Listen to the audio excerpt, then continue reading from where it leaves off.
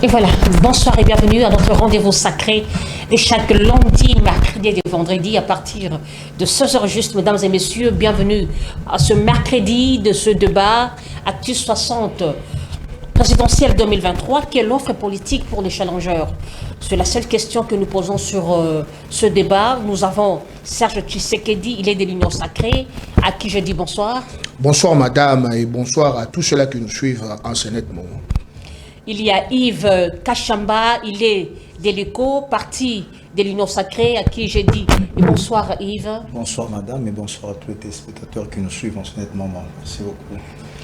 Nous aurons Ernest Kanziama qui est déjà dans nos murs, bientôt il sera là avec nous.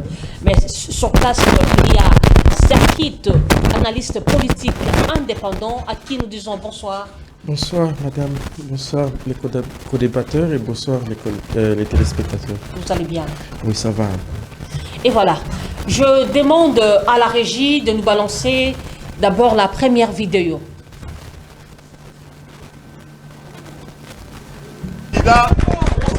Vous les reconnaîtrez à leur langage. Ils vont vous amener des concepts venus d'ailleurs. On a entendu déjà parler des notions du genre. Au Congo, nous n'avons pas de problème d'orientation sexuelle. Pour créer des espaces d'égalité du genre et des opportunités de liberté et d'action pour la femme. Pour ce faire, l'implication des hommes dans les politiques de promotion du genre s'avère nécessaire. Pour ce faire, l'implication des hommes dans les politiques de promotion du genre s'avère nécessaire. Pour ce faire, l'implication des... Merci Light, balancez encore la seconde vidéo. Au docteur Mukwege, je le dis et j'insiste ici, c'est une fierté nationale. D'ailleurs, il tarde que on lui décerne une décoration valorisant son combat pour la réparation des femmes, son combat pour la restauration de la paix à l'Est, et il a toute ma confiance et toute mon affection. Ce n'est sûrement pas quelqu'un qu'on peut manipuler. Il est originaire de ce coin-là, il vit là-bas, près des victimes. Donc je crois que c'est quelqu'un qui est bien placé pour parler de nos populations. Donc il a toute mon affection. Ça ne plaît pas aux étrangers. Et donc, ces étrangers vont fabriquer des candidats. Exactement. Ces candidats vont venir vous parler, Congolaises et Congolais. Faites très attention. Mais ne craignez rien. Parce que vous êtes les plus forts. Le peuple a toujours raison. Et donc, ces candidats, vous les reconnaîtrez à leur langage. Ils vont vous amener des concepts venus d'ailleurs. On a entendu déjà parler des notions du genre. Au Congo, nous n'avons pas de problème d'orientation sexuelle. Vous reconnaîtrez ces gens-là lorsque leurs parrains vont leur donner un mot d'ordre pour se réunir, se mettre ensemble pour devenir plus forts. Mais ils vont se tromper, ils ne seront pas plus forts parce que c'est notre peuple qui est le plus fort. Voilà pourquoi je dis à l'étranger qu'il est temps de laisser tomber cette politique du passé qui consiste à soutenir des pantins et de penser pouvoir les faire élire contre la volonté du peuple. Vous devez rester vigilant jusqu'au bout. Déclaration malheureuse, populiste, qui n'aide pas en fait à la construction d'une nation où les gens vivent en cohésion et je trouve que c'est triste. Moi, je suis au Congo depuis 40 ans que je suis avec la population congolaise. J'ai construit des écoles en fabriquant des briques avec cette population. J'ai été chercher des lots à la rivière pour faire des pavements, des centres de santé avec cette population. On a été avec cette population dans toutes les difficultés. On a cultivé avec eux. Je les ai appris comment elles peuvent élever des poules, des chèvres pour subvenir à leurs besoins en santé. J'ai fait ça pendant 40 ans avec la population congolaise en République démocratique du Congo. J'ai toujours travaillé avec mes mains, avec ma tête en République démocratique du Congo. Et c'est malheureux des gens qui vivent en Europe, qui vivent avec les subventions de l'assistance sociale de l'Europe, qui n'ont pas d'adresse au Congo. Ils ont peut-être l'adresse de leur père, mais on ne connaît pas leur adresse physique au Congo, et puis se me traiter, moi qui vis au Congo, d'être le candidat des Blancs. Je crois que le contraire serait vrai. Toute ma famille vit avec moi au Congo. Mes enfants ont étudié dans les écoles congolaises, les universités congolaises. Eh ben, je crois qu'il faudrait qu'ils revoient un peu leur discours par rapport. Merci à Richard Machita. Nous avons tous suivi les 2 vidéos. Je commence avec Serge Politique, avec Serge Tshisekedi. Par rapport d'abord à notre question, quelle offre politique pour les challengeurs? Est-ce que c'est ça l'offre politique que nous voyons? Merci beaucoup, madame. Avant de commencer, avant d'introduire mon propos, permettez-moi de balancer un petit biscuit. Allez-y. Parce que votre émission est suivie. Vous avez 6 minutes. Merci beaucoup, madame. Ça me réjouit. Je vais commencer par un biscuit.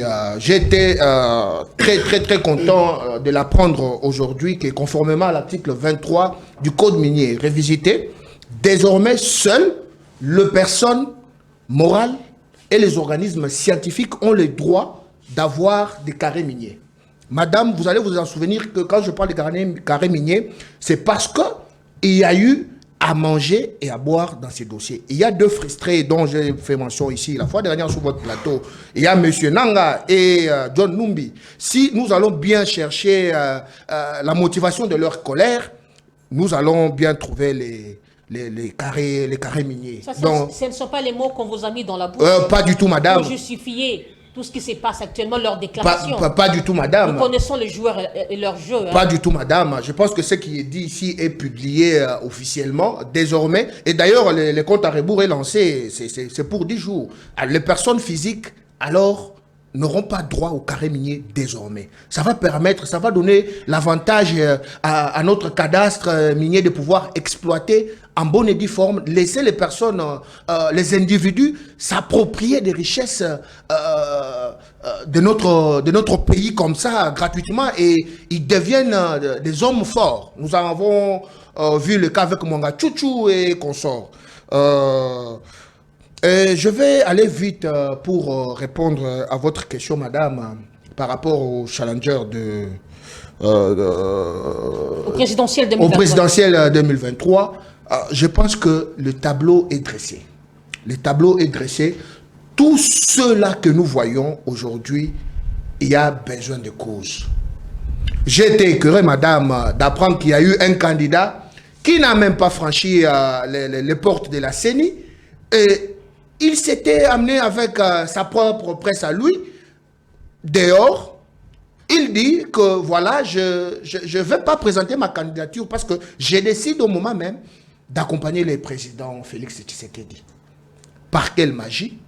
Sans prendre connaissance de son projet de société, vous devez vous aligner aux idéologies, vous devrez vous associer à quelque chose qui est idéal pour qu'on puisse vous soutenir.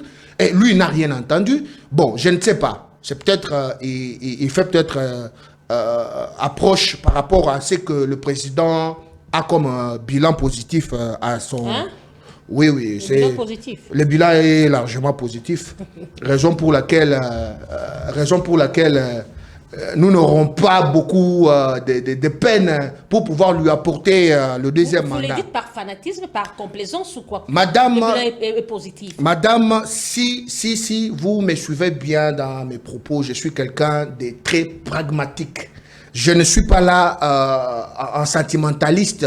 Je vous dis ici noir sur blanc que même si le président de la République et que je parvenais à entendre, écouter son discours, son projet de société et que je ne suis pas satisfait, je vais poser des préalables. Peut-être que je peux lui adresser, parce que c'est permis à tout Congolais de pouvoir lui écrire Je ne sais pas si la lettre va lui parvenir. Bon, je sais qu'avec certaines personnes qui peuvent peut-être lui apporter le message pour lui dire que, écoutez, est-ce que vous pouvez aussi m'entendre comme citoyen congolais? Je ne suis pas fanatique d'une personne, je suis plutôt fanatique de cette idéologie-là, de cette façon d'aimer le peuple, de cette façon de pouvoir porter cet amour-là pour le bien-être. C'est ce qui n'est pas donné à tout le monde. Nous voyons aujourd'hui que la plupart des candidats qui sont là, la fois dernière, je vous ai brossé rapidement ici les portraits de quelques-uns qui étaient là pour besoins cosmétiques.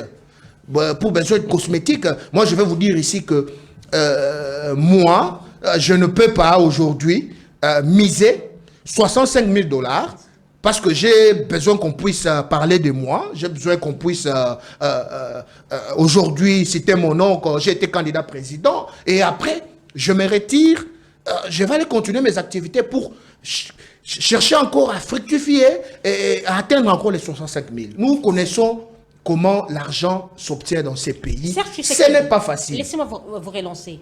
Oui. En suivant les deux vidéos, ce jeu de ping-pong, est-ce que vous ne voyez pas que le chef de l'État a raté sa communication?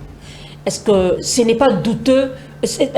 Ça n'entraînera pas le doute dans le chef de la population par rapport à une offre politique qu'il pourra donner? Ok, merci beaucoup, madame. Permettez-moi d'aller un peu scientifiquement. Parce qu'il s'est contredit, hein? Oui, oui. Permettez-moi un peu d'aller un peu scientifiquement. Nous savons tous que introduire notion du genre. J'aimerais un peu éclaircir l'opinion par cette opportunité que vous me donnez. Le genre, c'est l'équilibre positif, c'est-à-dire on apporte l'homme et la femme à une certaine dimension où on les équilibre. C'est ça, introduire la notion du genre. Je pense que le chef de l'État étant un homme averti, le propos du docteur Mukwege, il a plus loin, en parlant du genre, il a fait mention de LGBT. Madame, vous et moi, je ne vais pas vous apprendre ici LGBT. Monsieur Mukwege a fait mention de LGBT. C'est là que le président de la République s'encharne. Nous connaissons tous que LGBT, on a affaire aux lesbiennes, on a affaire aux gays, on a affaire aux bisexuels, on a affaire aux transgenres. Et dans notre pays, nous allons commencer à parler de ces histoires avec notre éducation. Étant bantou, étant des Africains. J'ai toujours dit ici, partout où je passe, que je n'ai aucun problème avec nos frères et sœurs, les sœurs qui se sentent hommes, les hommes qui se sentent mais lorsque sœurs. Il dit quelque part, il a beaucoup d'affection pour le prix Nobel de Denis Mukwege. Ça, c'est une vidéo d'avant. C'est une personne qui n'est pas manipulable, mais aujourd'hui, c'est dit encore, c'est un candidat de l'étranger. On sent la peur dans le chef du chef de l'État. Pas du dans tout. Sa personne. Pas du tout, madame. Vous allez constater ici, ensemble avec moi, que une fois que le président en fonction dépose sa candidature, il est officiellement lancé comme candidat. Alors, il doit poser certains actes comme candidat. Peut-être que notre constitution n'a pas élaboré cela. Sous d'autres cieux, comme au Madagascar, une fois que le président dépose sa candidature, le président en fonction, j'allais dire, dépose sa candidature, automatiquement, il envoie sa démission. Pourvu que certains actes qu'il va poser désormais ne puissent pas entacher sa fonction du président de la République. Je pense que les propos tenus par le président Félix Tshisekedi... Il qualifie oui. Du pantin. Oui, quand on est porté par l'étranger, on ne peut qu'avoir cette qualification-là. Et je crois que le mot est mieux placé. Le mot est mieux placé. Non, pas en termes d'une qualification injurieuse. C'est un terme qui est juste... Vous défendez l'indéfendable, on dirait... Pas du tout. On ne peut pas s'aligner du côté du diable pour défendre les défendables. On le fera peut-être si l'intégrité du territoire est menacée, comme l'avait dit le président Mobutu, d'heureuse mémoire. Merci. Je passe la parole, le micro à Yves Kachamba Deluco. Yves, en suivant ce vidéo, est-ce que vous ne voyez pas que déjà que ça commence mal? Pourquoi le chef de l'État peut se réduire comme ça? On pourrait peut-être comprendre si c'est Mukwege qui avait commencé. Mais c'est lui qui est le premier, étant que chef de l'État, il a commencé à provoquer, s'il faut le dire, Denis Mukwege. N'est-ce pas que c'est la peur et dans son camp? Merci beaucoup, madame. En fait, c'est un sujet, une question qui me fait énormément de joie. Parce que déjà là, en tant que chef de l'État... J'aimerais dire que les gens réclament beaucoup le volume chez Yves. Okay, Au seul étant, pas de tendresse ici sur le plateau. Je vais essayer.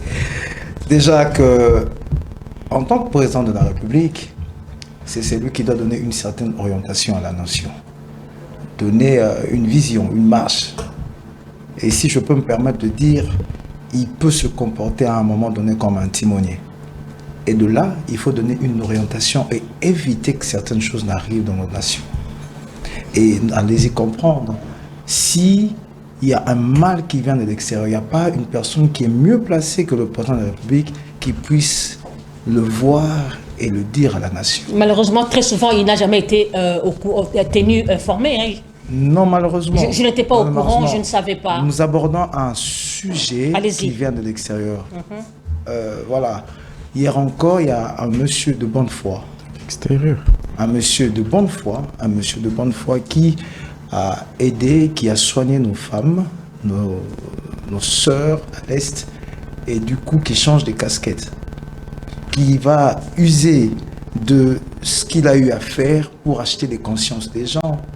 Et je vais un peu essayer de comprendre. Vous avez des preuves de ce que vous dites là? Oui. Vous avez des preuves? J'ai des preuves, parce que son électorat s'est basé où?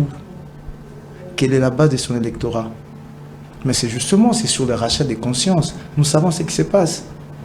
Madame, comment voulez-vous expliquer qu'une personne, durant toutes ces années, qui dit soigner nos femmes, et soigner des femmes où exactement? Justement là où il y a des meurtres. Et comment ça se passe?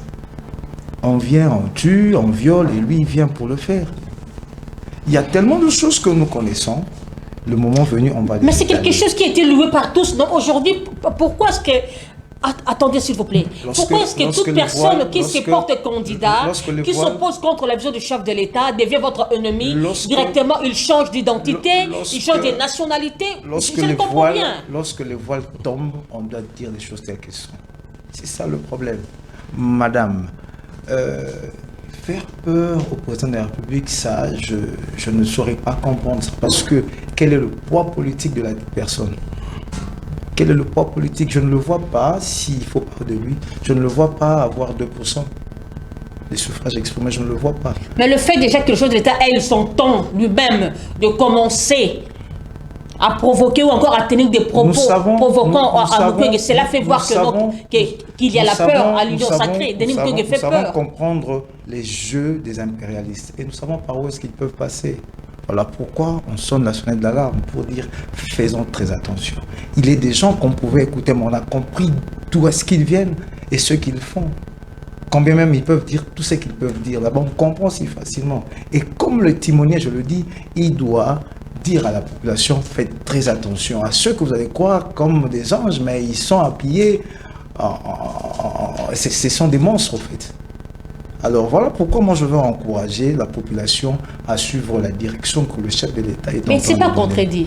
Il ne s'est pas Parce qu'il y a une autre vidéo dont il louait les œuvres de Denis Mukwege. Comme mon co-débatteur de droite venait de le dire, dans la première vidéo, c'est une vidéo qui date de quelques temps passés, où nous voyons les actes qu'il faisait, les actes positifs. C'est un devoir de mémoire, non? C'est juste un devoir de mémoire. Mais l'homme, le cœur de l'homme, vous le connaissez. Aujourd'hui, il peut être ici et demain, il change. Et on a compris ce que c'est cet homme. Quoi de plus normal que nous puissions dénoncer?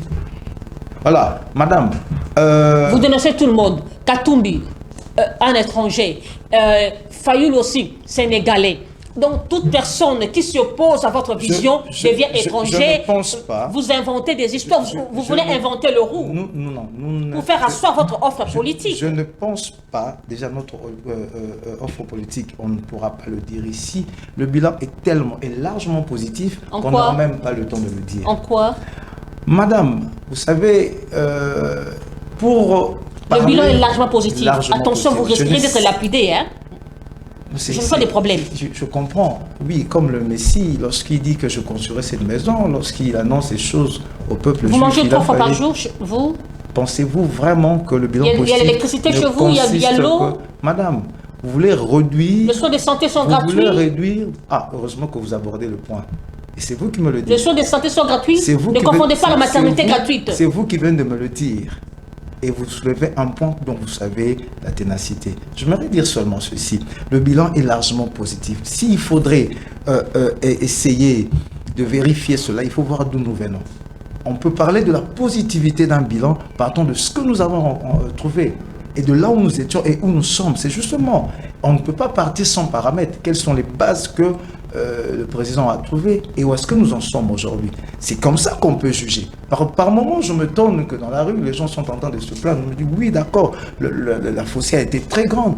Nous étions à quel niveau dans notre pays? Alors, s'il faudrait qu'il y ait offre politique par rapport aux challenges, fort malheureusement, tous n'ont pas encore donné leur projet de société pour voir qu'est-ce qu'ils vont proposer.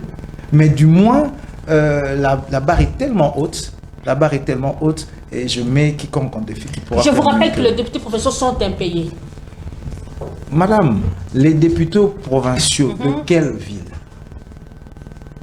Quand vous dites les députés provinciaux, nous avons 25 territoires au pays. 26 plutôt. Et vous dites que les députés provinciaux ne sont pas payés. La majorité sont impayés. Non, je ne pense pas.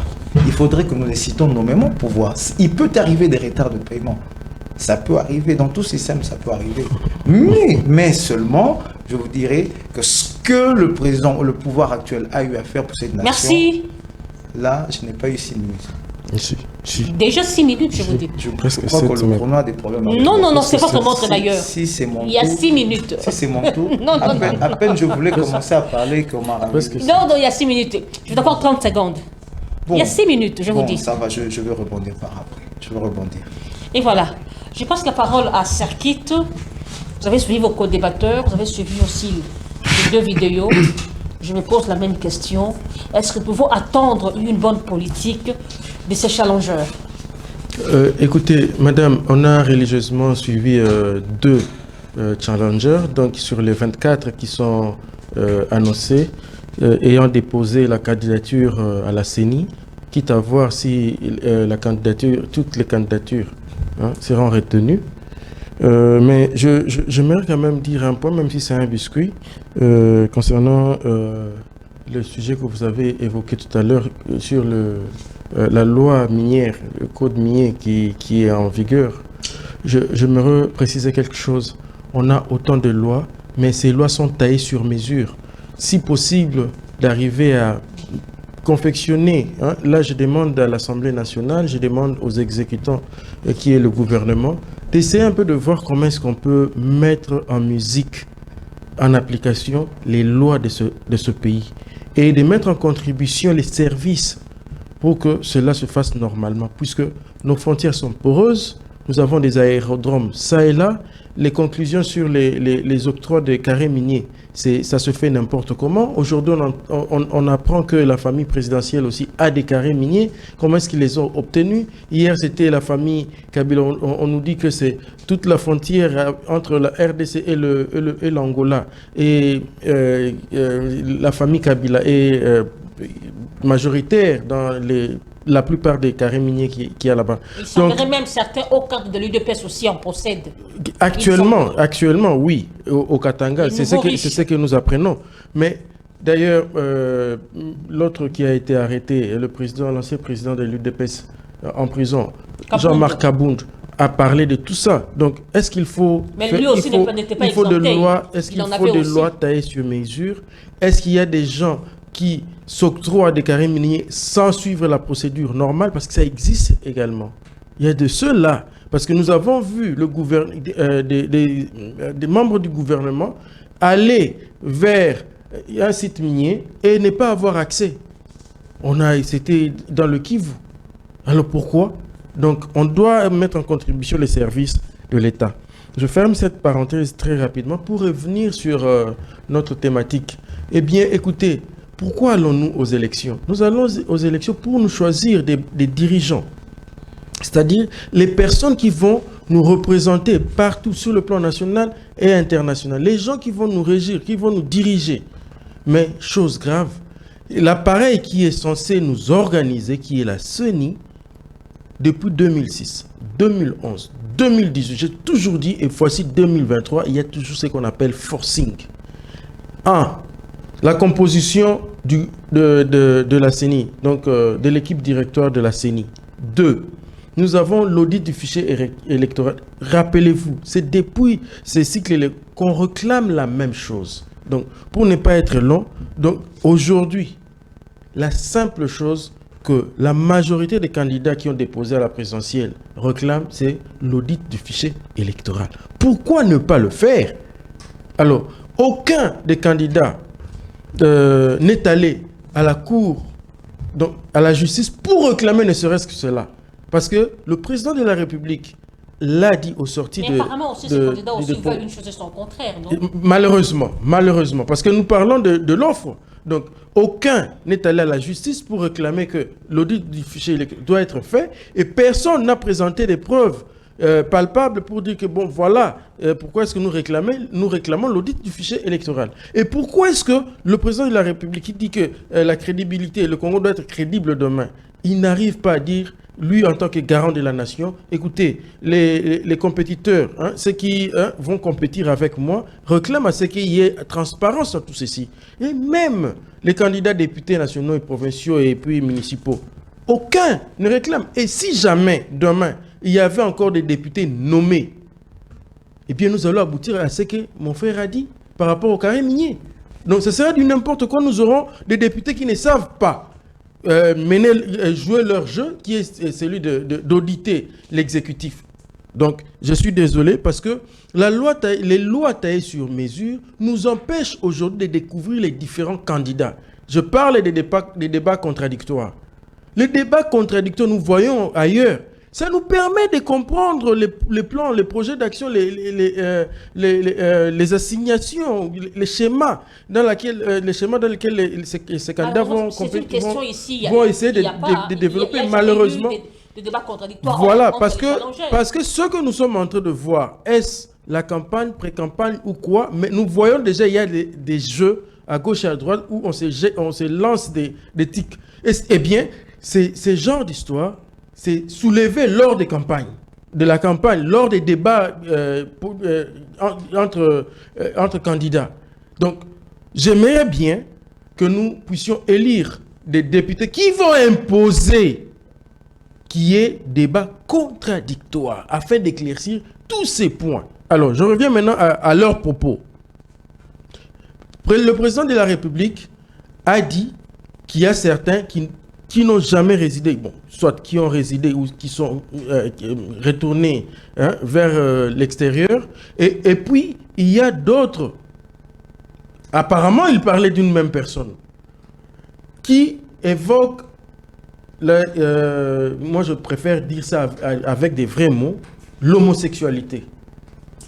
Alors, s'il faut promouvoir l'homosexualité, moi, je dis que je suis désolé parce que, d'abord, étant chrétien, je ne vois pas cette histoire passer devant moi. Et deuxièmement, de par ma culture, je ne vois même pas cette histoire passer. Je regarde un peu les pays qui ont refusé cette histoire. Mais le genre n'est pas synonyme à l'homosexualité. Et si le président de la République, avec ses conseillers, arrive à déduire comme ça qu'il s'agit de l'homosexualité, eh bien, il appartient à Mukwege de contredire, de dire qu'il n'a pas dit ça.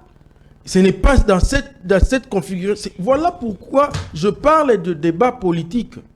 Parce que là, on joue, on regarde, on observe les mots largués, lancés, prononcés par chaque candidat.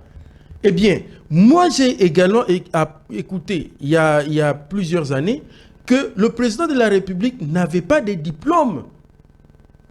Est-ce que les opposants sont déjà partis vérifier l'authenticité des documents déposés par le président de la République en 2018 pour contre-vérifier avec les documents qu'il a déposés aujourd'hui afin de les valider? Voilà comment est-ce que les politiques devraient réfléchir.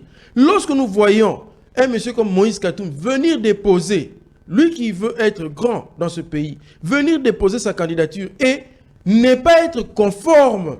Donc, il n'a pas, dès le premier jour, répondu à la forme, c'est-à-dire les originaux. Mais ça devient regrettable parce que le pays sera géré comme si vous ne savez même pas maîtriser comment est-ce qu'on constitue un dossier. La nationalité.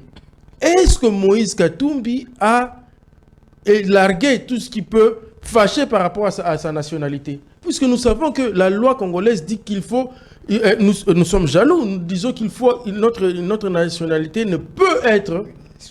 Voilà. Donc, allez-y comprendre que s'il a d'autres nationalités dont il n'a pas renoncé, eh bien, sa candidature pourrait être rejetée. Là, je fais un peu le contour de tous les candidats, puisque d'autres n'ont même pas donné, il semble-t-il, d'autres n'ont pas encore payé leur caution.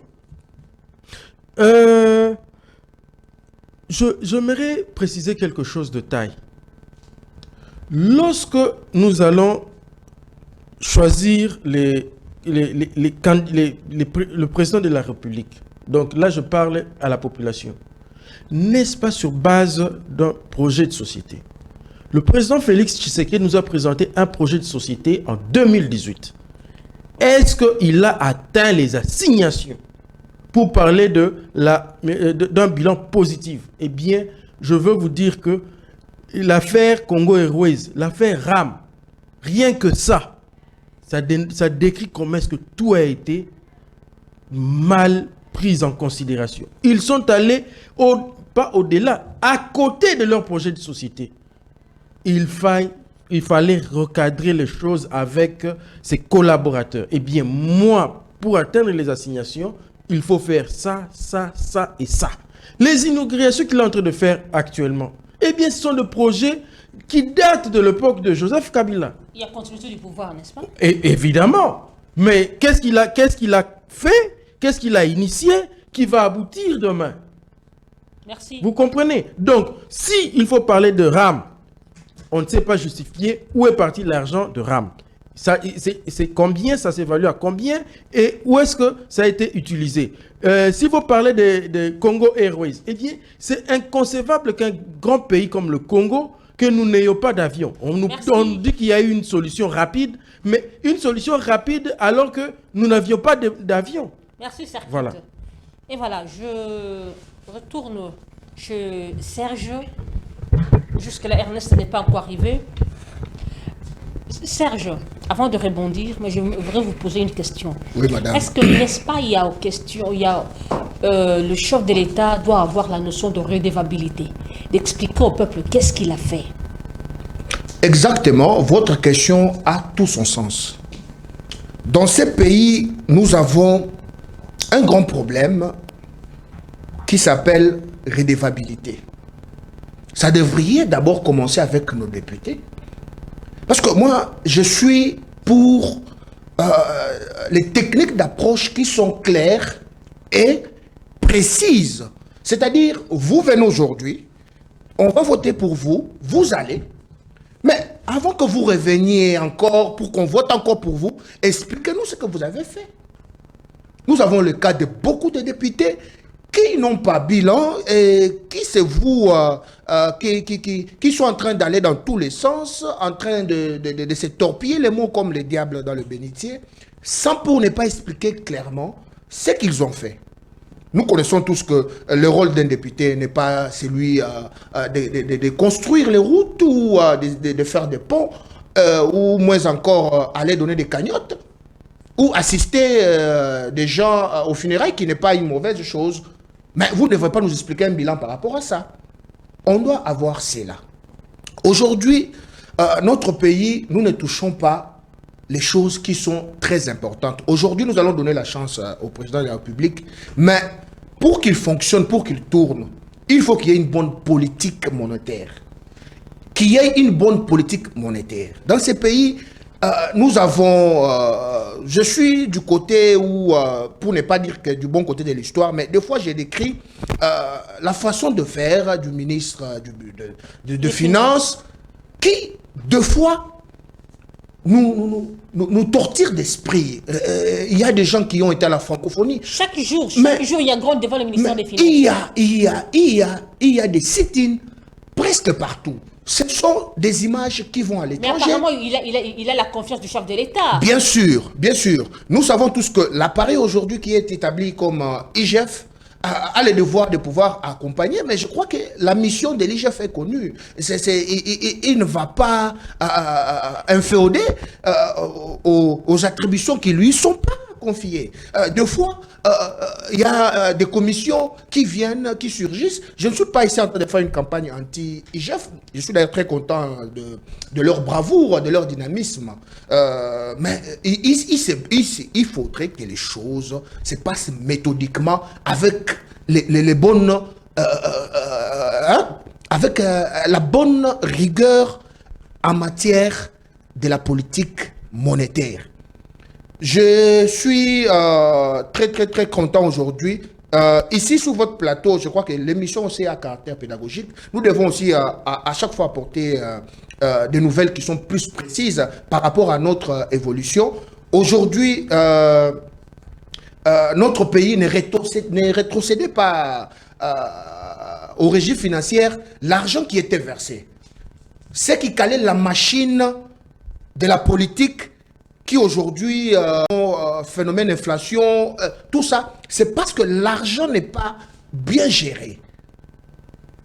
Les régies financières encaissent et envoient au trésor public, et l'État congolais, via la Banque centrale et le ministre des Finances et le trio, doit rétrocéder à ces régies financières pour pouvoir remonter. Aujourd'hui, il y a 562 milliards de francs congolais qui ont été rétrocédés il y a 8 mois. C'est une chose qui ne se faisait pas. Quand ça s'est fait, on doit applaudir. Aujourd'hui, les sociales, tout ce qui a trait au quotidien de chaque Congolais fait rapport au dollar. Aujourd'hui, vous n'allez pas expliquer à une maman, peut-être à Badara ou je ne sais pas moi où, vous lui expliquez que pourquoi dollar et Mati, vous allez lui répondre pas scientifiquement. Vous devrez avoir une raison valable. Mais vous savez que votre bilan est largement positif. Oui, le bilan est largement positif. Le bilan est largement positif. Là, je suis en train d'évoquer un peu, bon, vous savez avec moi ici que madame, que toute œuvre humaine a des imperfections. On ne peut pas aujourd'hui tout dire que bravo Fachi, on t'a blanchi, c'est 100%. Non. Ailleurs, j'ai d'ailleurs souligné que je suis parmi les enfants de la maison qui rappellent toujours au papa que papa, tu as bien fait, papa, et il faudrait encore faire mieux parce que les attentes sont nombreuses. On est en train d'attendre encore beaucoup vis-à-vis du président Félix Tshisekedi parce que sa volonté donne cet espoir-là pour pouvoir madame, avant de clore mon propos, j'aimerais un peu rebondir par rapport à ce que j'ai entendu ici, par rapport à l'évolution, s'il faudrait peut-être réclamer, rester sur l'audit. Moi, je pense que dorénavant, quand quelqu'un se pointe pour, n'est-ce pas, freiner les élections, on comprend que peut-être il a emprunté la nationalité ou soit il aimerait faire une chose et après évoquer son contraire. Nous connaissons tous que quand nous allons engager l'audit du fichier électoral, nous allons perdre en temps. Non seulement pas en temps, nous allons aussi perdre en moyens parce qu'il faudrait faire venir les experts qui sont habilités à pouvoir faire cet audit-là. Alors, si nous voulons bien avoir les élections, commençons d'abord donner par la chance à la CENI de pouvoir mieux faire les choses, de pouvoir, n'est-ce pas, ne pas donner de béquilles à l'opposition en retardant ces processus. Parce que là, madame, moi, ma volonté était telle que dorénavant, peut-être, c'est mon souhait, c'est un avis, peut-être que mes co-débatteurs pourront peut-être les partager. Dorénavant, la fonction du... avant de déposer la candidature à la présidentielle, moi j'aimerais qu'il y ait deux camps seulement, la droite et la gauche, comme en France, partout ailleurs. Parce que là, les listes sont bondées. inutilement, même si la CENI a besoin de l'argent, mais les listes sont bondées inutilement. Et vous verrez vous-même, avec tous ces candidats fantaisistes, ils vont juste embrouiller la machine et nous désorienter. Merci. La même question à tout le monde. Yves, est-ce que vous ne voyez pas que non, il doit avoir la politique de redevabilité, cette notion-là?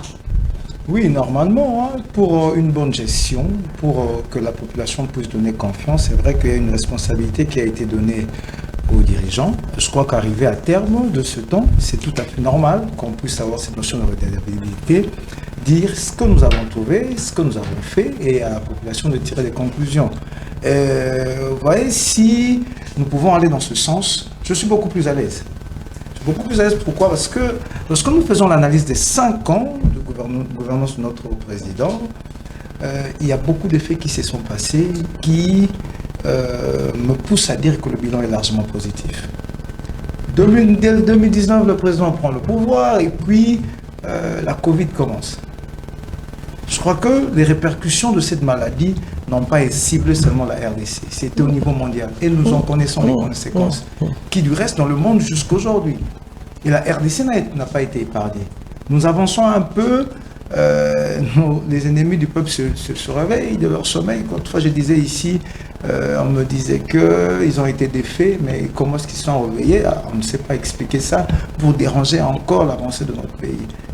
Les conséquences de la Covid étant la guerre qui s'amène, et dans tout ça, il a fallu que le gouvernement, le président, ait une politique pour pouvoir faire un pas. Et comment y arriver? Avoir assez d'intelligence. Parce qu'une nation ne se construit pas par rapport à des faits ponctuels, non. On construit une nation en mettant des bases, en jetant des bases solides qui peuvent être pérennes. Ce n'est pas par rapport seulement aux 5 ans. Et les générations futures pourront en bénéficier. Dites-moi un peu, madame, lorsque nous avons le programme de développement de 145 territoires, justement, ça annonce ces bonnes choses. Ça annonce ces bonnes choses. Nous vivons, vous et moi, ici à Kinshasa, l'exode rural qui ne dit pas son nom. Et ce n'est pas seulement pour Kinshasa, partout ailleurs, nous le vivons. Pourquoi? Parce qu'à l'intérieur, ça ne va pas. Alors, toute cette politique mise en place permettra à ce que le pays puisse avancer. Voilà pourquoi moi je dis, partons de ce qui a été trouvé, et voyons ce qui est fait, le bilan est largement positif. La RDC était dans un gouffre, et aujourd'hui la RDC sort de ce gouffre. Sort de ce gouffre, Bounagan est toujours occupé. Madame, suivez les informations. Plusieurs territoires là-bas sont toujours occupés. C'est tout à fait... À Kwamout, ici, c'est l'affaire Teke et Yaka. Mobondo. Ça continue toujours. Non, on n'entend plus parler de ça. Ça continue, je vous dis. Ça continue. Ça continue. Madame, j'aimerais dire ceci.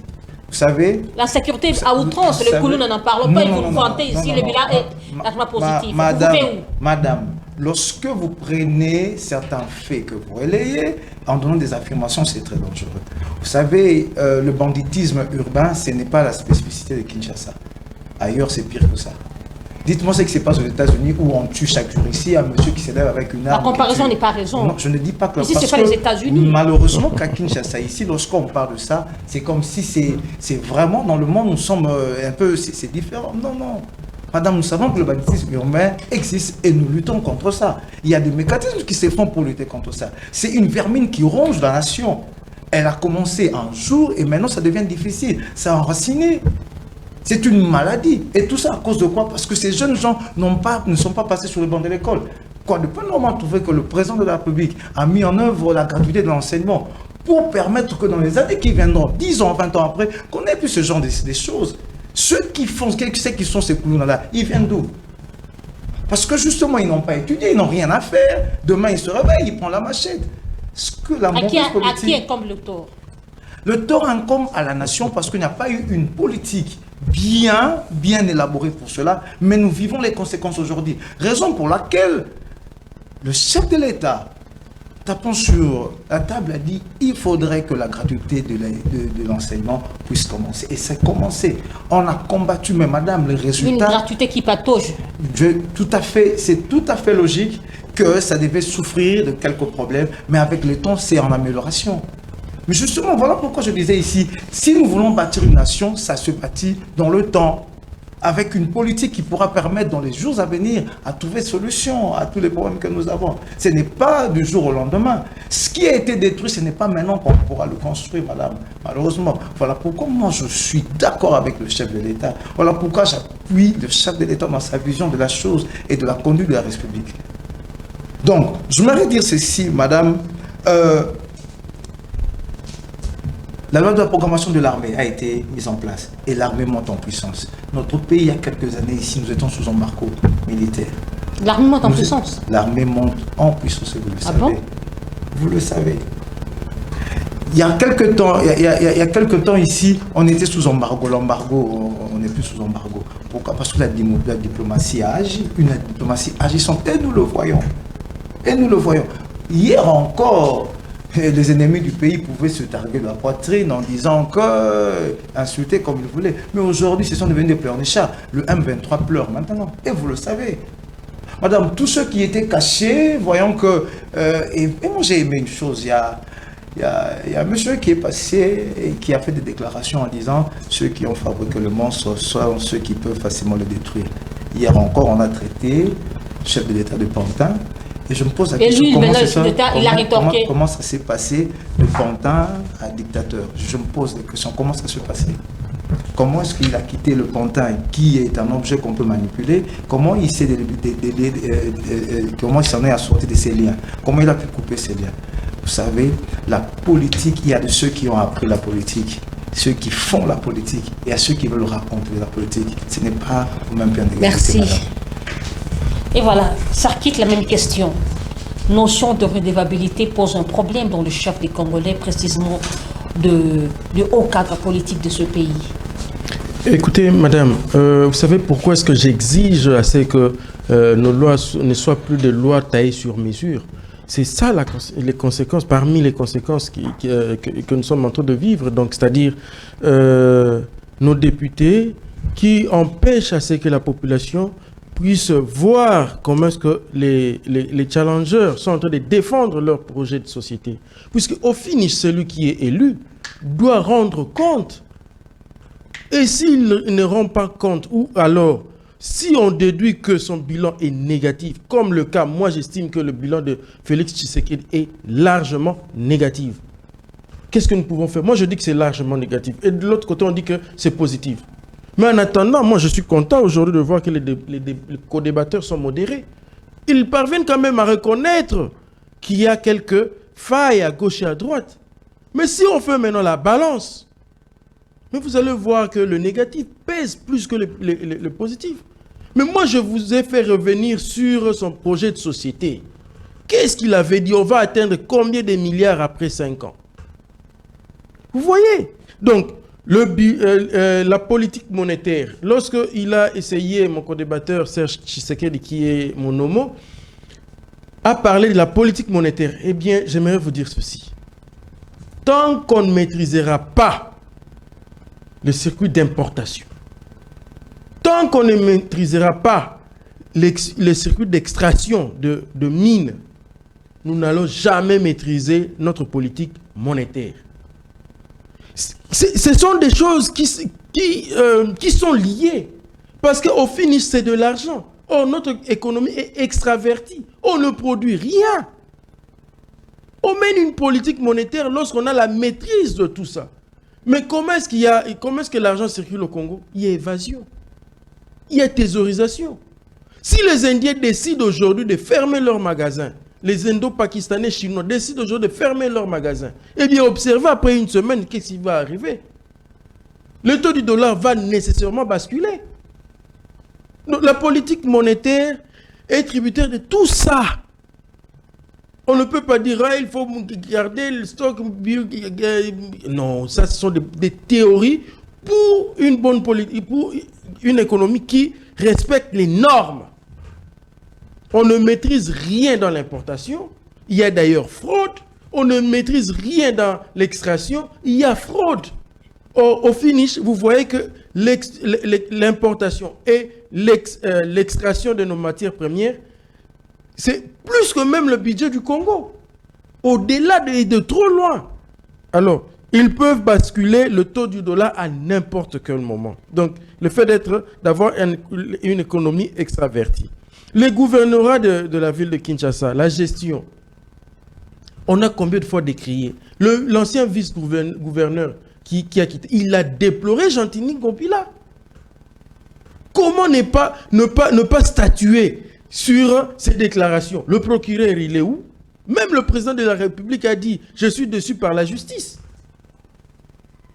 Un vice-gouverneur qui dit qu'il y a mégestion et aucun procureur ne s'est saisi de ce dossier. Et celui qui vient après lui, Gekoko, fait la même chose. Nous avons vu le théâtre entre Gentini Gompila et Godin Poyi. Aucun procureur ne fait allusion à ça ou ne les interpelle. Même pas le ministre de l'Intérieur. Bien au contraire, le ministre de l'Intérieur, il y a une semaine, je crois, ou deux, avait dit on doit arrêter cette guerre entre gouvernorat et les assemblées provinciaux. C'est quoi ça?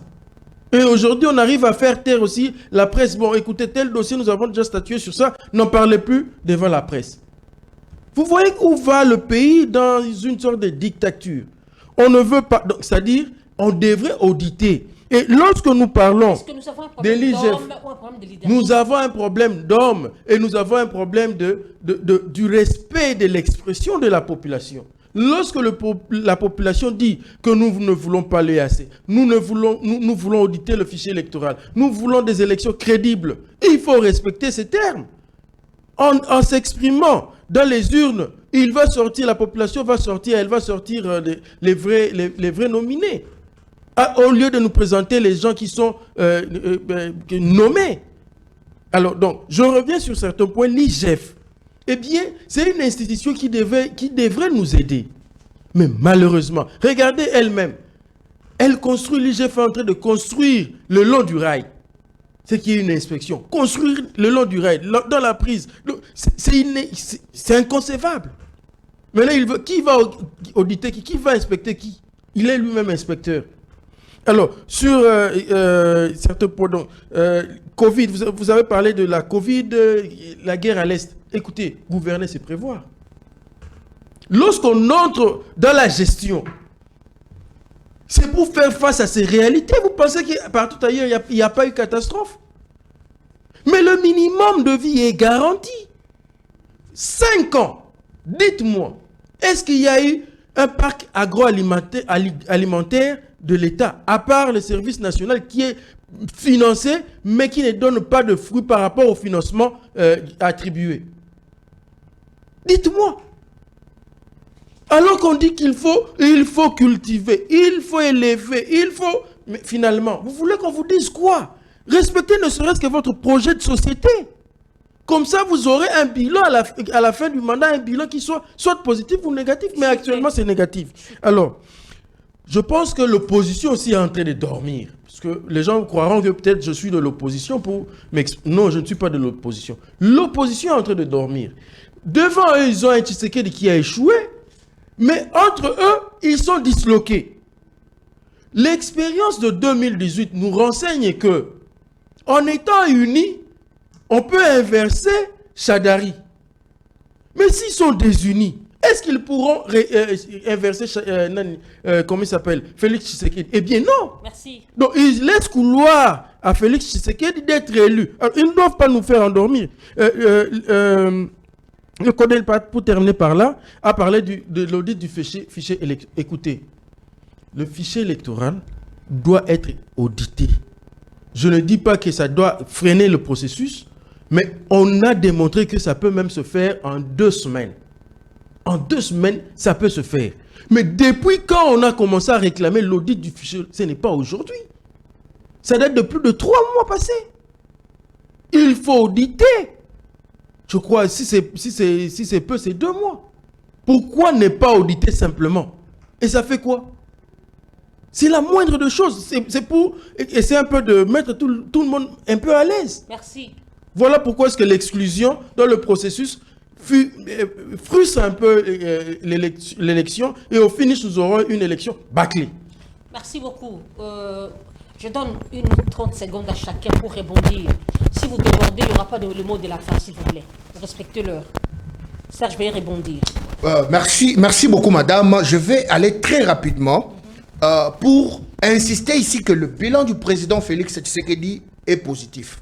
Ne vous inquiétez pas, la semaine prochaine, nous aurons une émission exclusivement sur le bilan. Je suis très prêt à le démontrer. Quand je dis il est positif, je parle du pourcentage 70. Quand on a obtenu 70 sur 100, on est dans une zone de la bonne éligibilité. C'est-à-dire 70 sur 100, il vous reste 30, il vous reste peu de choses à faire, mais vous avez peu de temps. Si nous venons ici, nous ne nous établissons pas en juge et parti. Nous venons ici parce que le président de la République n'est pas un dieu. Il ne peut pas être partout au même moment, même s'il est la personne la mieux placée pour avoir à la minute l'information de toute la République. Il y a beaucoup de choses qui sont en train de se faire, qui peut-être seul par la voix de la presse, qu'on peut dénoncer cela, les dire tout haut, c'est ça aimer l'union sacrée. C'est ça aimer le bon côté de l'histoire. C'est-à-dire quand vous voyez quelque chose qui ne va pas, vous êtes peut-être freiné. Aujourd'hui, les audiences sont payées. On ne sait pas, vous pouvez passer toute une journée dans un bureau en train d'attendre quelqu'un qui est en train peut-être de suivre un film. Après, on vous dit il est parti. Vous allez passer votre message par quel moyen? Nous n'avons que votre voix pour pouvoir faire entendre les choses. Il y a eu beaucoup de choses qui se sont faites au cours du mandat du président Félix Tshisekedi et raison pour laquelle nous passons ici par la voie du média pour les étaler et demander le second mandat pour qu'on puisse terminer ce qu'on avait commencé. Merci.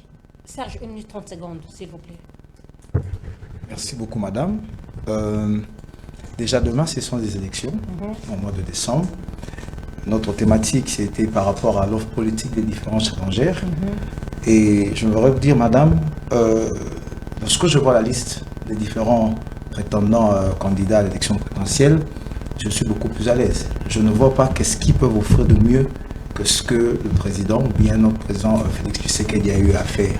Voilà pourquoi je disais que la barre a été très haute. Je pouvais être un peu inquiet si je pouvais voir, moi, des candidats aussi costauds qui peuvent présenter quelque chose, mais je n'en vois pas jusque-là. Je n'en vois pas vraiment ceux qui peuvent me faire un peu basculer. J'ai aimé ce que le co-débatteur de l'extrême gauche a dit, s'ils pouvaient se mettre ensemble, d'accord, mais comme il vient en ordre dispersé, je ne vois pas comment est-ce que nous pouvons avoir peur ou bien penser à l'impensable. Nous allons continuer et nous allons vraiment réussir cette fois-ci. Nous passerons en bonne du front parce que nous avons un bilan à présenter, un bilan à défendre. Voilà ce que je peux dire, madame. Merci. Sarkit, 1 minute 30 secondes. J'aimerais ramasser ce qui a été dit auparavant, l'exode rural.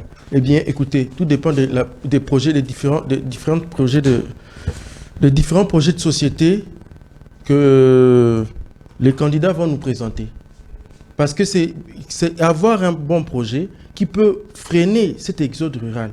Lorsque vous construisez les écoles, les universités, les activités au niveau de la province, eh bien, vous créez de l'emploi au niveau de la province. Ils ne vont pas venir. Mais si tout ça n'est pas créé, eh bien, ça ne sert à rien. Donc, essayons d'avoir des bons projets pour freiner. Parce que moi, j'ai toujours dit, les projets 145 territoires, vraiment, c'est un projet pour détourner. En principe, on devait investir cet argent pour industrialiser le Congo. L'insécurité.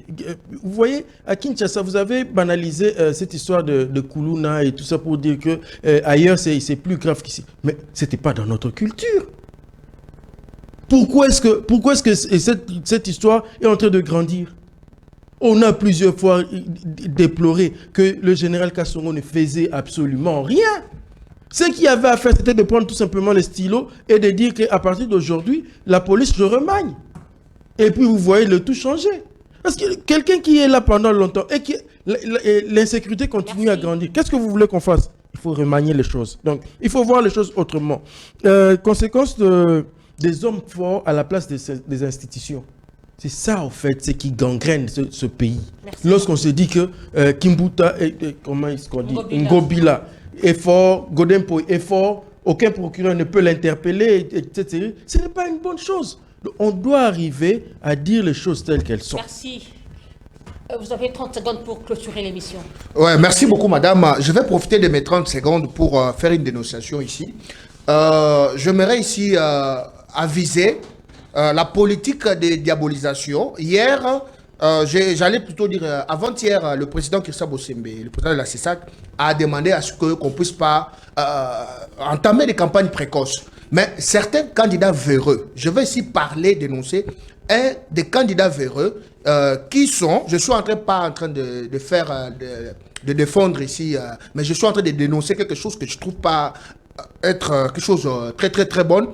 Il y a des candidats de la Tchangou, plus précisément Terre Jaune, qui sont en train de diaboliser. Ils ont monté des équipes, ils ont fait des grosses machines pour pouvoir mettre les bâtons dans les roues à l'honorable Ogi Kalonji. C'est vraiment une pratique que nous dénonçons ici par votre média, qui n'est pas une bonne chose. Dire que la personne de Ogi Kalonji n'a pas postulé, elle n'a pas été enregistrée, et c'est déjà donné du tonus, du mauvais goût dans les têtes des compatriotes. Ce n'est pas une très bonne chose. Je pense que ceux-là qui sont véreux, des candidats véreux, la campagne n'a pas encore commencé, retenez votre souffle et vous aurez du temps. Alors, merci beaucoup, madame, pour l'invitation. Je demande à tout le monde qui est témoin de l'actuelle génération de pouvoir s'aligner du bon côté de l'histoire. Merci beaucoup. Veuillez clôturer l'émission. Merci beaucoup, madame. Merci pour votre invitation. On a passé de bons moments. J'ai aimé le niveau de mes co-débatteurs. Voilà, j'aimerais terminer par des salutations, parce que je n'irai pas très loin, à toute ma base de Moamba. Donc, comme je suis président fédéral, je suis président fédéral Moamba de mon parti, je les salue tous. Je salue mon coach, comme j'aime bien l'appeler, Mathieu Bachoko. Je salue mon... Il ne répond plus à mes appels.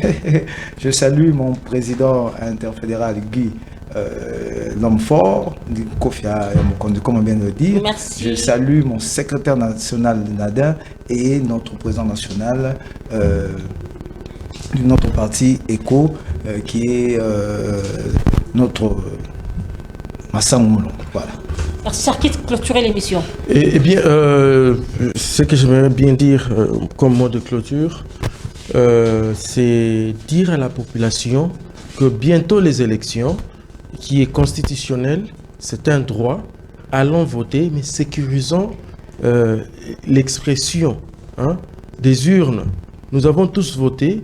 Après les votes, restez là, assistez aux compilations, capturez, allez faire valoir cela devant les cours et tribunaux au cas où on publie le contraire de ce qui a été voté, donc de votre expression. Donc, soyez vigilants par rapport à tout ça et aux opposants, arrêtez de dormir. La machine est en marche. Et voilà, merci à Sarkit d'avoir répondu à notre invitation. Merci, madame. Merci à Yves Kachama. Merci, madame. Merci à Serge Tshisekedi. Je vous en prie, madame. C'est la fin de cette émission. On a revenu sur cette question du présidentiel 2023. Quelle offre politique pour les challengeurs? Merci de votre attention soutenue. Merci à Victor Ngoy du parti ADT. Merci à toi, James Nzemboa de mon cœur. Merci à Roni Manzila. Merci à Richard Machita. Que Dieu bénisse la RDC, que Dieu protège nos FARDC et que Dieu garde son peuple. Au revoir, Inch'Allah.